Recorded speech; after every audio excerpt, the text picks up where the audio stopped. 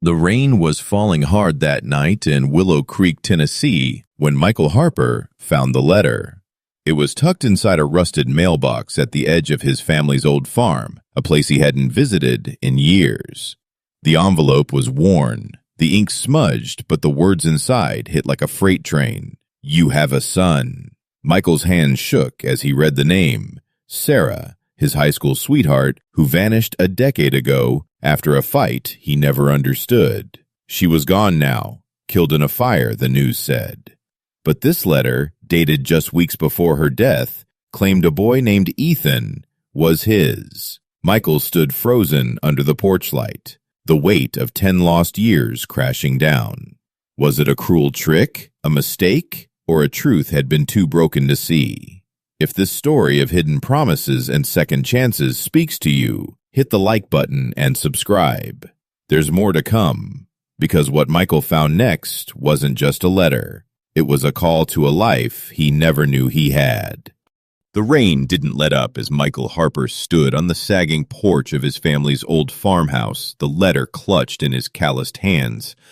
The Tennessee night was cold, the kind that sank into your bones, but he barely felt it. His eyes traced the words again, each one a splinter in his chest. "Michael, if you're reading this, I'm probably gone.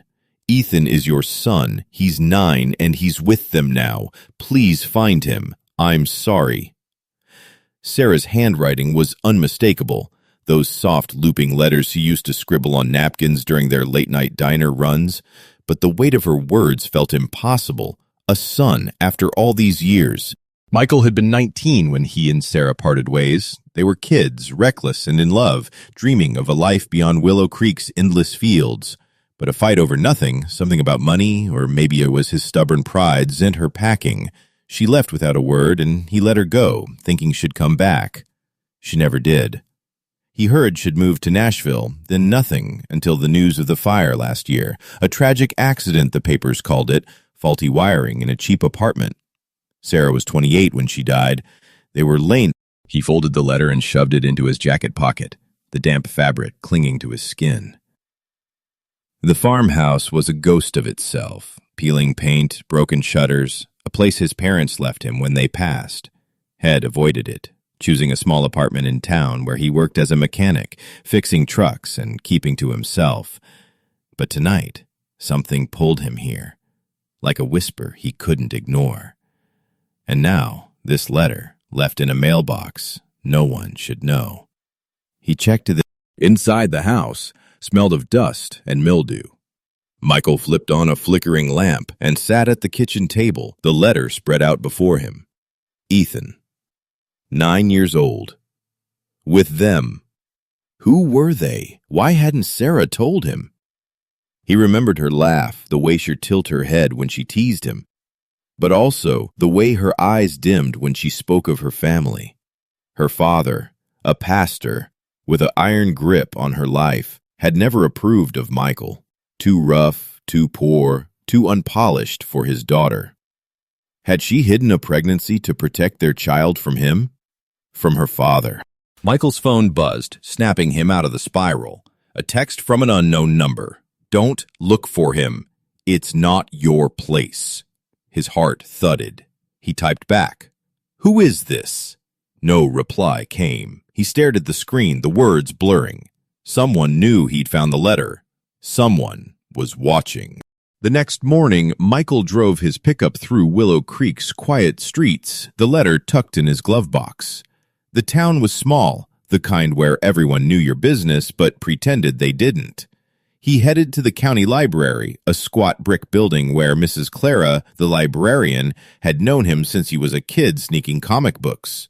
She was in her 60s now, her glasses perched low as she sorted returns. "Claire, I need to look up something Michael said," leaning on the counter. "Old records, maybe birth certificates." She raised an eyebrow.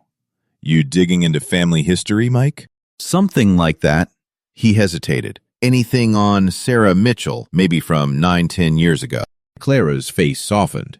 "Poor girl. That fire was awful. Let me see what I can find." She tapped at her computer, then frowned. Nothing here on Sarah after she left town. No marriage, no kids on record. You sure about what you're looking for? Michael nodded, his jaw tight. He couldn't tell her about the letter. Not yet. Thanks, Clara. I'll figure it out.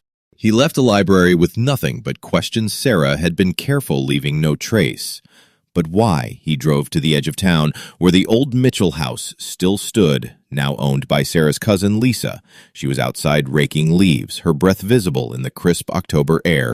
Lisa, you ever hear from Sarah after she left Michael last, stepping out of his truck? She paused, leaning on her rake. Not much. She called once years ago, said she was in Nashville working as a waitress, sounded scared, said her dad was looking for her. Why?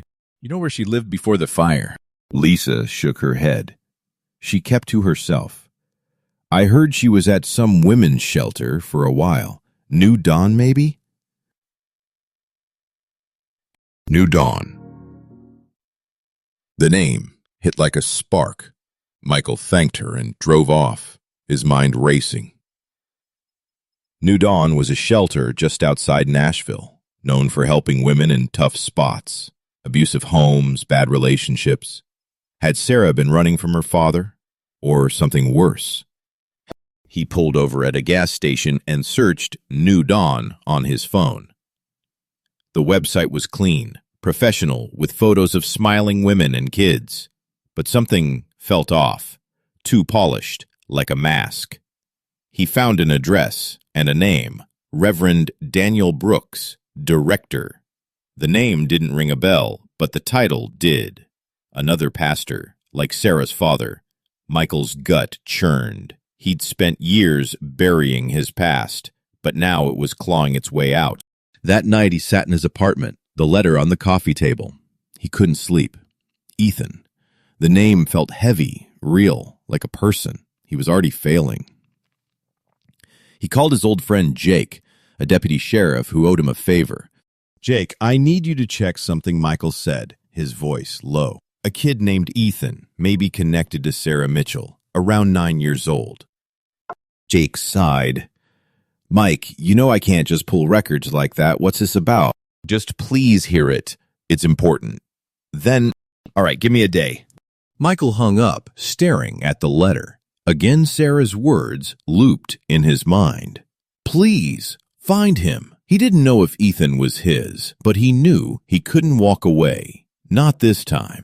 I've held on to letters before, wondering if their words could change my life. But this one, it didn't just change mine.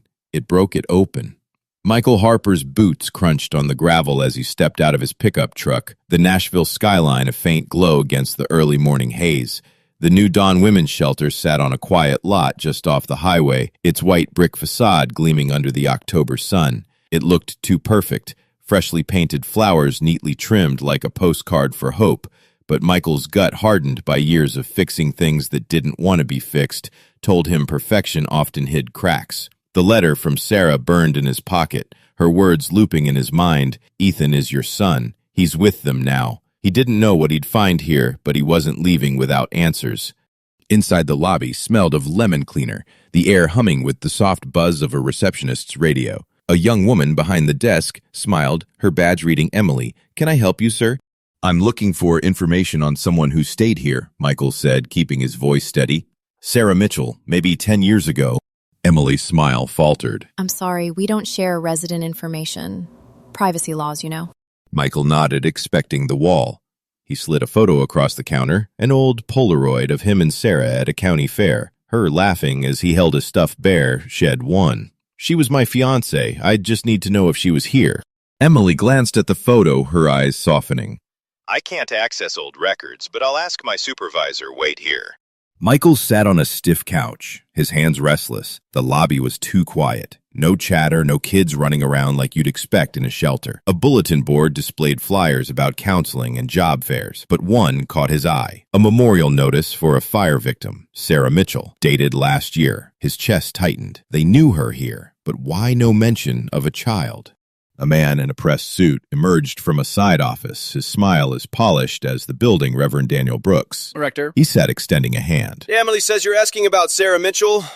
Yeah, Michael replied, standing I'm. Michael Harper. Sarah and I were close years ago. I heard she had a son, Ethan.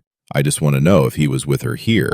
Brooks' smile didn't waver, but his eyes flicked to the side. I'm terribly sorry about Sarah's passing. She was a kind soul. But I can't discuss residents, even former ones. I'm sure you understand. Michael's jaw clenched. I got a letter, she said Ethan's. My son, if he's here, I need to know. Brooks tilted his head, almost pitying. Grief can make people see things that aren't there. Sarah never mentioned a child, and our records don't show one. Maybe it's a misunderstanding. Michael felt the air grow heavy like a storm brewing inside him. He pulled the letter from his pocket, holding it up but not handing it over. This is her handwriting. She said he's with you, with them. Brooks' gaze lingered on the letter, his fingers twitching slightly. I'd be happy to look into it, but without a court order, my hands are tied. He paused, then added, if you don't mind me asking, who sent you that letter? Could be someone playing a cruel trick. Michael didn't answer. He folded the letter and stepped back. Thanks for your time. He turned to leave, but Brooks called after him. Mr. Harper, be careful chasing ghosts. Not everything lost wants to be found. Outside, Michael leaned against his truck, the warning ringing in his ears. Brooks knew something, those eyes too calm, too controlled. He drove to a nearby diner, the kind with sticky tables and coffee that tasted like regret. Sitting in a corner booth, he called Jake again. Brooks back to Any luck? On Ethan, Michael asked, stirring his coffee. Jake's voice was low. Nothing solid yet. No birth records for an Ethan Mitchell in Tennessee. But I found something weird. New Dawn's got a history. Complaints about missing paperwork. Kids placed in foster care without clear records. Nothing proven, but it's shady. You sure you want to dig into this? I don't have a choice, Michael said. She asked me to find him. Jake sighed.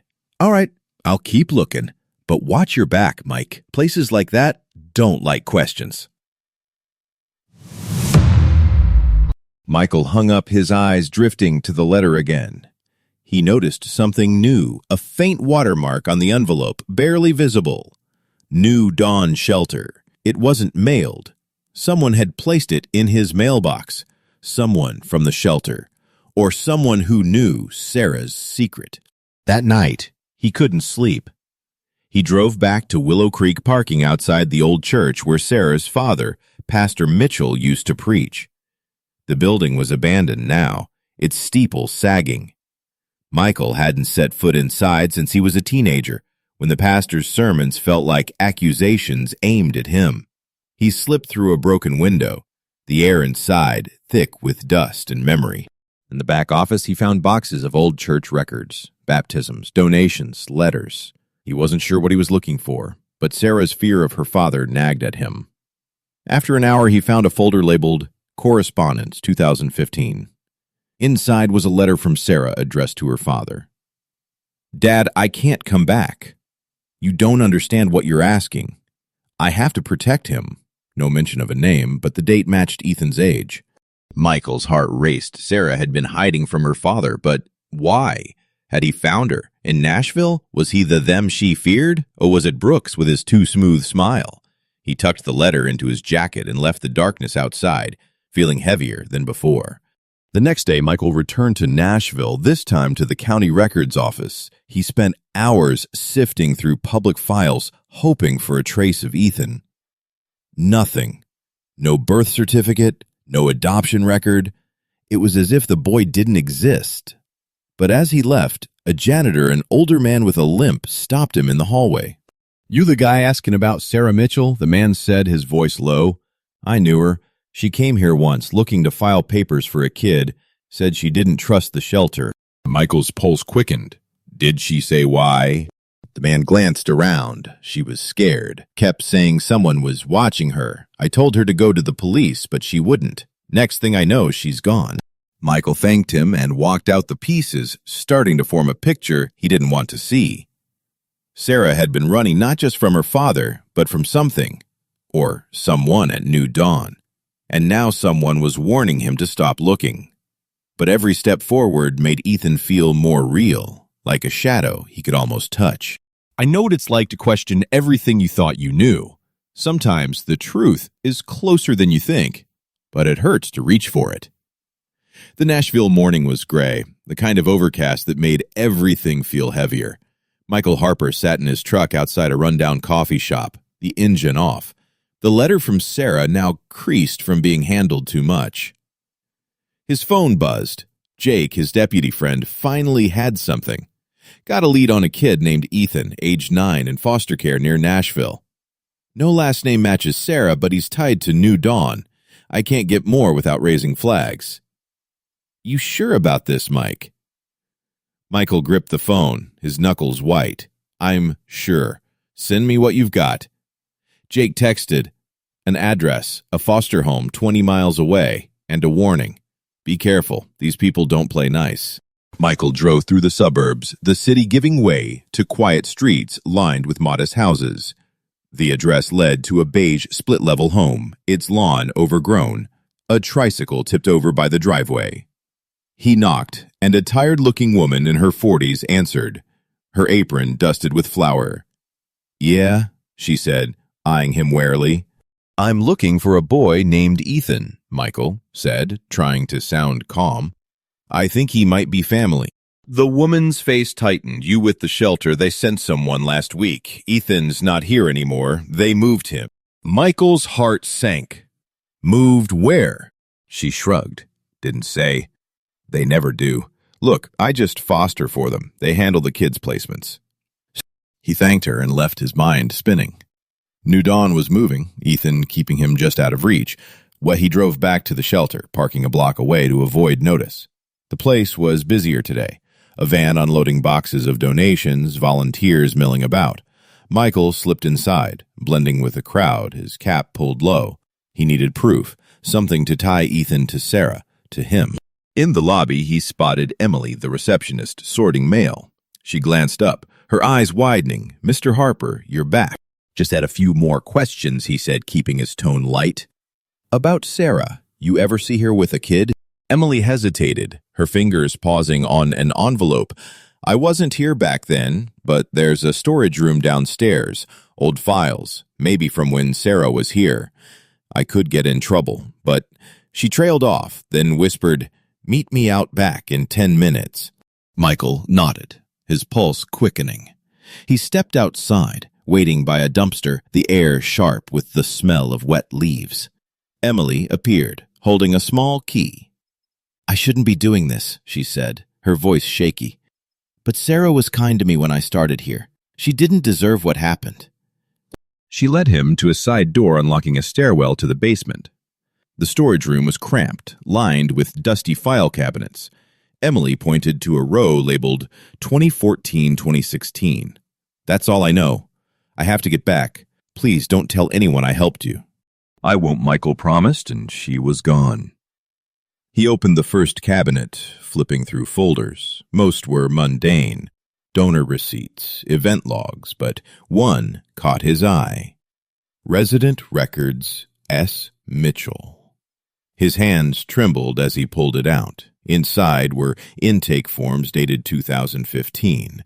Sarah's name, her photo, her signature, and a note.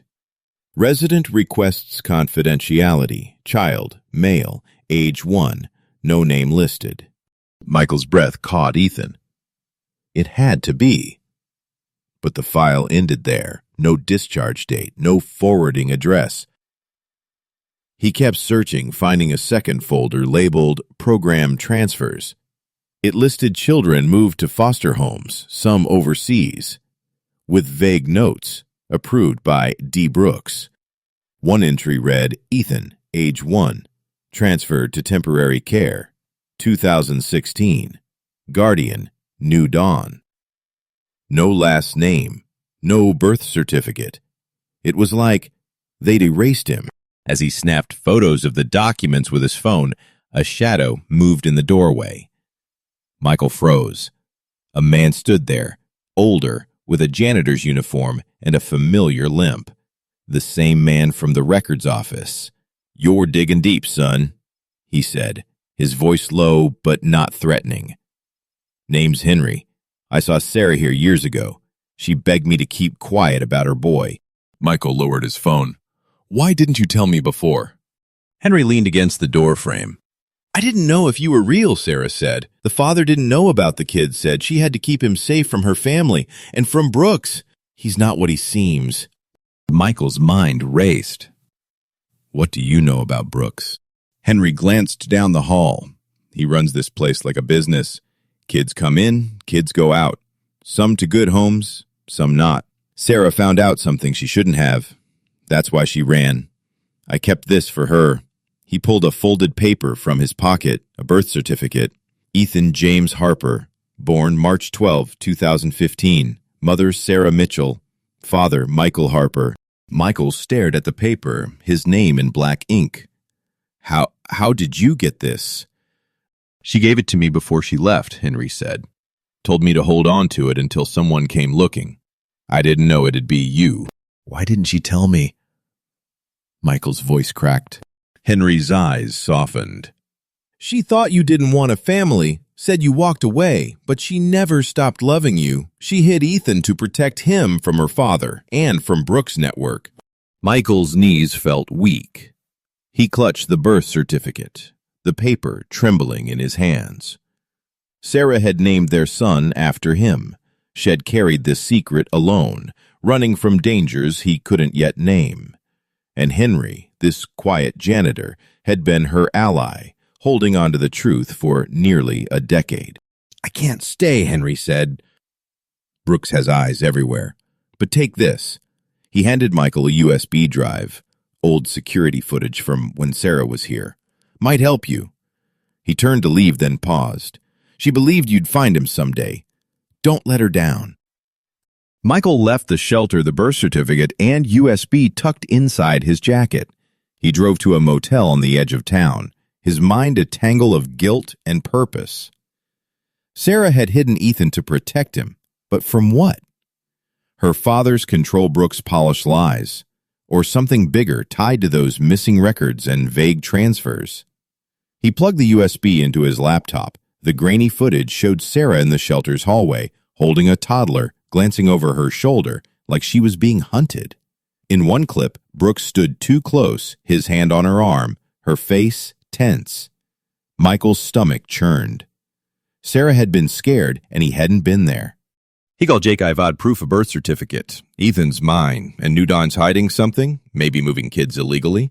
Jake whistled. "That's heavy, Mike. Send me what you've got. I'll pass it to a friend in child services, but you need to lay low. If Brooks is connected, he won't go down easy." Michael sent the files, then sat in the dark motel room, the birth certificate on. The bed, Ethan was real, his son, and someone was keeping him hidden, moving him like a pawn. But Henry's quiet, courage, risking his job, maybe more, gave Michael a spark of hope. He wasn't alone in this fight. "I've met people who changed my path without ever knowing their names." Henry's choice to help to hold on to Sarah's truth reminded me that sometimes the smallest acts can shift everything. The motel room smelled of stale coffee and damp carpet as Michael Harper sat hunched over his laptop, the USB drive's footage looping on the screen.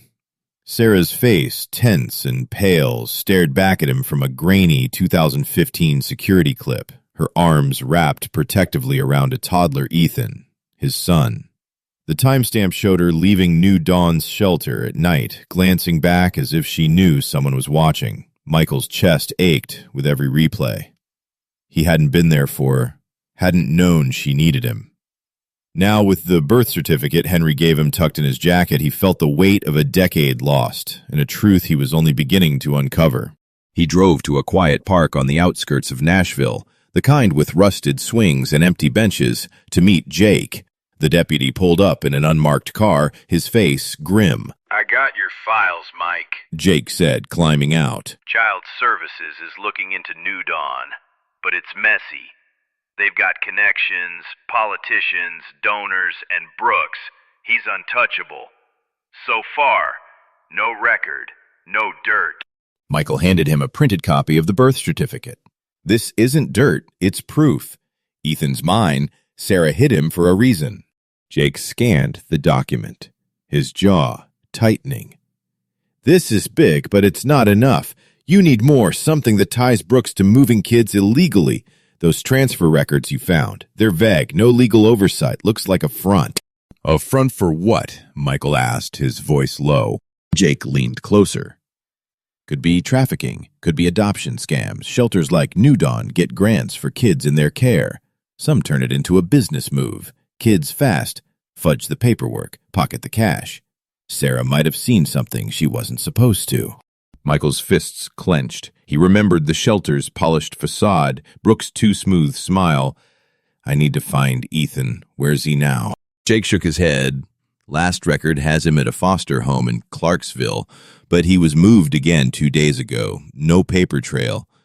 I'm sorry, Mike, this is bigger than me. Michael drove back to the motel, his mind racing. Sarah's letter, the birth certificate, the footage. It all pointed to New Dawn hiding something. But the deeper he dug, the more he felt eyes on him.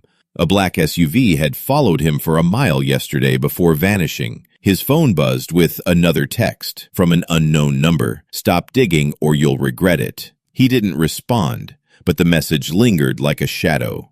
That night he couldn't sleep. He kept thinking about Sarah's fear, her words in the letter. He's with them now. Who was them, Brooks? Her father? Or someone higher up? He needed more than documents.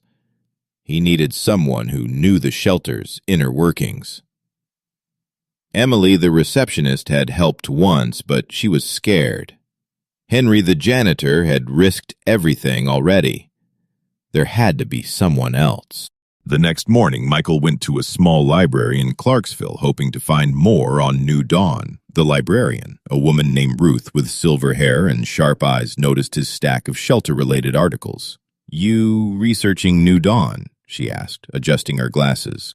Yeah, Michael said, cautious. You know something about them. Ruth lowered her voice. My sister volunteered there years ago. Quit after a month, said they were too secretive. Kids coming and going, no questions asked. She mentioned a woman, Sarah, who seemed scared, always looking over her shoulder. Michael's heart skipped. Did she say anything about a kid?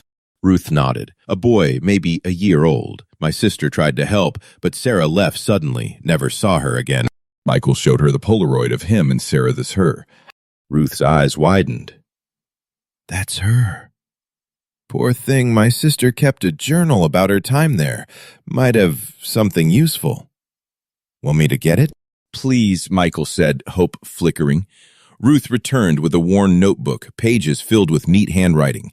One entry, dated April 2015, stood out. Sarah M. asked about legal aid today, said she's scared of the director Brooks, thinks he's selling kids to private adoptions. I told her to go to the police, but she's terrified. Michael's blood ran cold. Selling kids. It wasn't just sloppy records. New Dawn was a machine, and Sarah had stumbled into its gears. He thanked Ruth and took photos of the journal pages, his hands shaking. This was the first solid lead tying Brooks to something criminal. But it wasn't enough to get Ethan back, not yet. He drove to Clarksville's foster care office, a gray building with flickering fluorescent lights. A caseworker, a tired man named Greg, listened to Michael's story. I've got a birth certificate, Michael said, sliding it across the desk. Ethan Harper's my son. New Dawn's hiding him. Greg frowned, checking his computer. No record of an Ethan Harper. New Dawn's placements are complicated. They use private agencies off the books. I can file a request, but it'll take weeks. Michael's voice rose. He's my son. I get it, Greg said, raising his hands. But without a court order, I can't do much.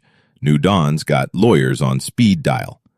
Michael left, frustration boiling. He sat in his truck there, the journal photos on his phone. Sarah had known Brooks was dangerous had she confronted him. Is that why she ran? Why she died in that fire? The thought hit like a punch. The fire, the papers called it an accident. But what if it wasn't? He pulled up old news articles on his phone. Woman 28 killed in apartment fire. Faulty wiring suspected. No mention of a child, no investigation. He called Jake again.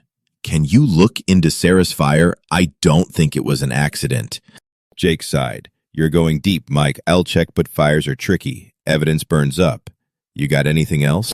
Just a feeling, Michael said. And this, he sent Jake the journal photos. Jake said, I'll pass it to a detective I trust, but Mike, if this is what you think Brooks won't let you get close to Ethan without a fight? Michael hung up, staring at the birth certificate Sarah had named Ethan after him, believing he'd find their son. But every step forward revealed a darker truth.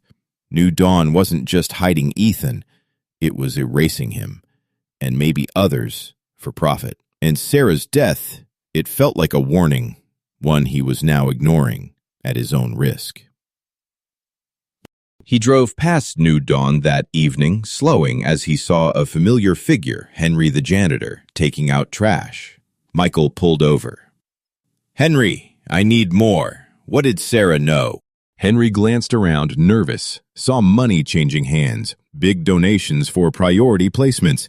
Kids like Ethan, no family on record, were gold. She threatened to expose Brooks, then she was gone. Michael's throat tightened. Did she say where she was going?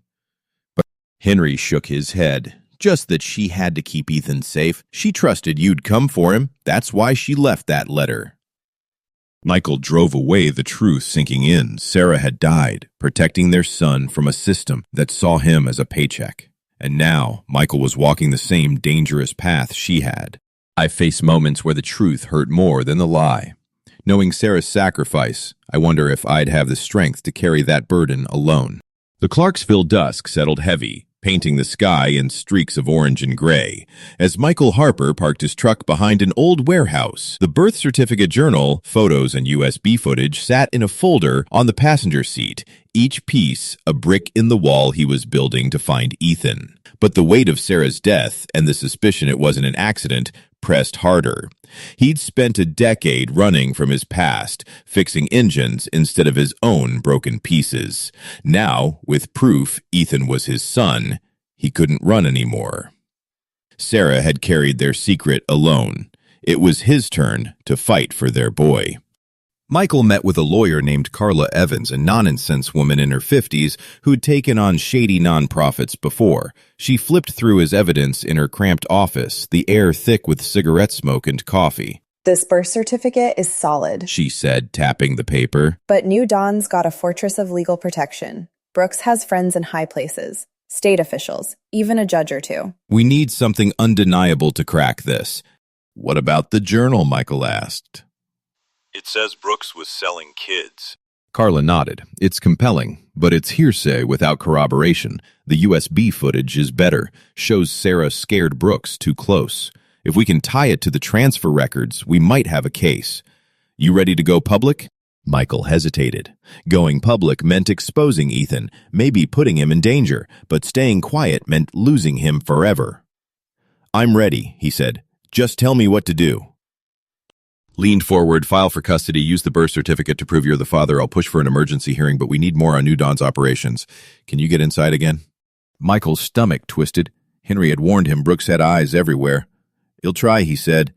That night, Michael drove to New Dawn parking in a shadowed alley. He wore a plain hoodie, his phone set to record audio. The shelter was quiet, its lights dim. He slipped through a back gate, remembering Henry's mention of a records room in the east wing. The lock was simple, picked in seconds with a tool from his mechanic days. Inside, the air was stale, file cabinets lining the walls like silent sentinels. He found a drawer labeled Adoption Placements, 2015-2020. His hands shook as he opened it, scanning for Ethan's name. One file stood out. EJ, age 9, transferred to private care, 2025. Guardian D. Brooks, no last name, but the age matched. Attached was a contract with a foreign adoption agency stamped with a logo Michael didn't recognize. The payment listed was $5 His blood ran cold. Ethan wasn't just hidden, he was being sold. Footsteps echoed outside. Michael pocketed the file and ducked behind a cabinet. A security guard passed flashlight sweeping the room. Michael held his breath, waiting until the light faded. He slipped out, heart pounding, and made it back to his truck. The file burned in his hands, a paper trail to Ethan, but also proof of something far uglier than he'd imagined. He sent the file to Carla and Jake, then drove to a diner 30 miles away. There he met a journalist, Rachel Nguyen, who Carla had connected him with. Rachel was young, sharp, with a blog that had exposed corruption in foster care. She scanned the documents, her eyes narrowing. "This is explosive," she said. "New Dawn's passing kids through shell agencies. I've seen this before. Nonprofits skimming grants, selling kids to unvetted homes. But we need proof." Brooks knew. Michael slid the USB across the table. "This shows him intimidating Sarah." And the journal her friend saw him strong-arming mothers. Rachel nodded. "It'll dig into the agency on that contract. If it's a front, we can blow this open. But Michael, once this goes live, Brooks will come for you. You sure?" He thought of Sarah's letter, her plea to find Ethan sure. 2 days later, Rachel's blog post hit New Dawn Shelter Charity, or Child Market It, detailed the transfer records, the journal, and Sarah's fear, with Michael's evidence at the core. The post went viral, shared thousands of times. Comments flooded, in some calling for justice, others defending New Dawn's good work. Michael stayed off social media, but his phone buzzed with a voicemail from Brooks. "You're making a mistake, Harper. Drop this, or you'll lose more than you think." Michael didn't flinch. He met Carla at her office, where she was drafting the custody petition. The blog's getting attention. She said, "Child Services is investigating New Dawn now, but Brooks filed a counter. Claim says, you're unstable, harassing a charity. He's got doctored security footage of you breaking in." Michael's jaw tightened. "It's not doctored. I was there." Carla sighed. "Doesn't matter. It paints you as a criminal. We need Ethan's location to push this through." Jake called that afternoon. "Gotta hit Ethan's at a group home in Murfreesboro, 40 miles out. New Dawn moved him after your first visit. I'm sending the address, but Mike, there's a warrant out for you. Trespassing based on Brooks footage. Lay low." Michael's heart raced. He had Ethan's location, but he was a wanted man. He drove to Murfreesboro under cover of night. The group home, a plain building with barred windows. Through a fence, he saw kids playing in the yard. One boy, about 9, stood alone, kicking a soccer ball. His eyes, Sarah's eyes, met Michael's for a moment. Michael's breath caught. Ethan. He didn't approach his to a spin, not yet. He needed the law on his side, but seeing Ethan real and alive lit a fire in him. Sarah had died to protect this boy. Michael wouldn't let her down. The next day, Carla filed the custody petition attaching the birth certificate and Rachel's blog as evidence. The judge set a hearing for the following week. Michael hid in a friend's cabin, the warrant hanging over him. He kept the file from New Dawn close, its $50,000 contract, a reminder of what he was up against. Brooks wasn't just hiding Ethan. He was profiting off him and others like him. Michael's guilt over leaving Sarah mixed with a new resolve. He'd failed her once, he wouldn't fail their son. "I've fought for something I believed in, even when the odds were against me." Seeing Ethan's face even from afar made every risk worth it. The Murfreesboro courthouse stood stark against a November chill, its stone facade looming as Michael Harper adjusted his tie in the parking lot.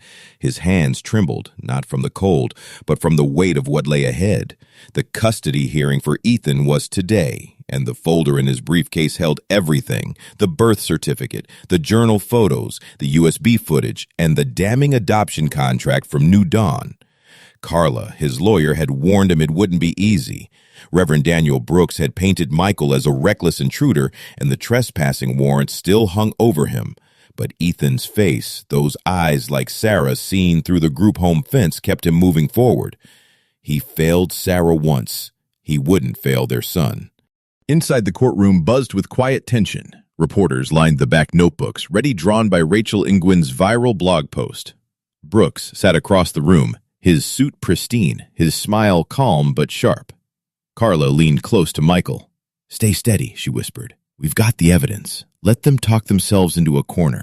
The judge, a stern woman named Hargrove, called the session to order. Mr. Harper, your petition claims you are the biological father of Ethan James Harper, currently under New Dawn's guardianship. Present your case. Carla stood, her voice clear. "Your Honor, we have a verified birth certificate naming Michael Harper as the father. We also have evidence of misconduct by New Dawn's director Daniel Brooks, including forged documents and illegal child transfers." She presented the birth certificate, followed by the journal entry from Ruth's sister detailing Sarah's fear of Brooks. The USB footage played on a courtroom screen, Sarah tense, pulling away from Brooks' grip in 2015. Murmurs rippled through the room. Brooks' lawyer, a slick man named Carter, rose. "This is a smear campaign, Your Honor. Mr. Harper broke into New Dawn, violating our client's trust. His evidence is stolen, inadmissible, and his history, abandoning Miss Mitchell years ago, shows he's unfit for custody." Michael's fists clenched under the table, Carla countered. The footage was provided by a whistleblower, not stolen. And this contract, she held up the adoption file, shows New Dawn planned to transfer Ethan to an unverified agency for $50,000, no court approval, no oversight. Judge Hargrove's eyes narrowed. "Mr. Brooks, explain this contract."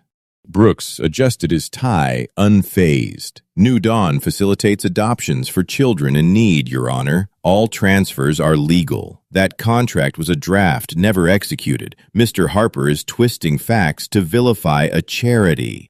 Michael couldn't stay silent. He stood, ignoring Carla's warning glance. "I saw Ethan at the group home.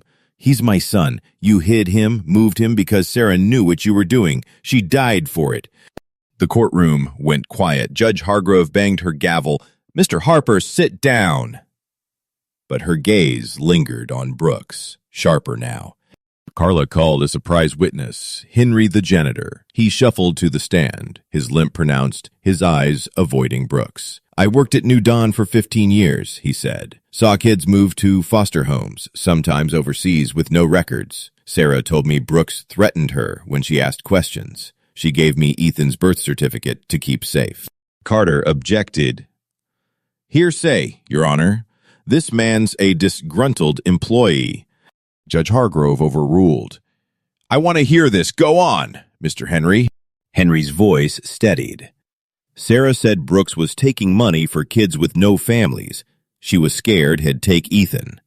After she left, I heard Brooks tell someone on the phone, 'She's gone, but we've got the kid.' I kept quiet too long." The room erupted in whispers. Brooks' smile faltered, his fingers tapping the table. Michael's heart pounded. Henry's words were the crack in New Dawn's armor. The hearing stretched into the afternoon, with Carter presenting doctored footage of Michael sneaking into the shelter. Carla countered with a handwriting analysis, proving the adoption contract signatures, supposedly Sarah, was forged. The judge called a recess to review the evidence. Michael stepped outside, the cold air biting his face. Rachel, the journalist, approached him. "You did good in there," she said. "People are talking. New Dawn's donors are pulling out." Michael nodded, but his mind was on Ethan. "I just want my son."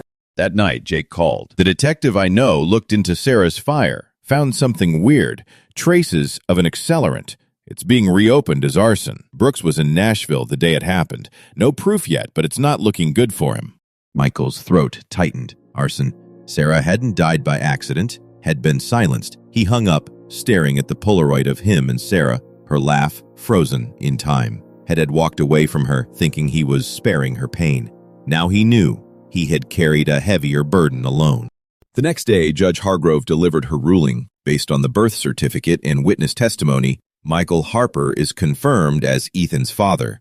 New Dawn's guardianship is revoked. Custody is granted to Mr. Harper, pending a home evaluation. As for the trespassing charge, I'm dismissing. Evidence suggests Mr. Harper acted in good faith. She turned to Brooks. "New Dawn's records are under investigation. Mr. Brooks, you'll remain in custody for questioning."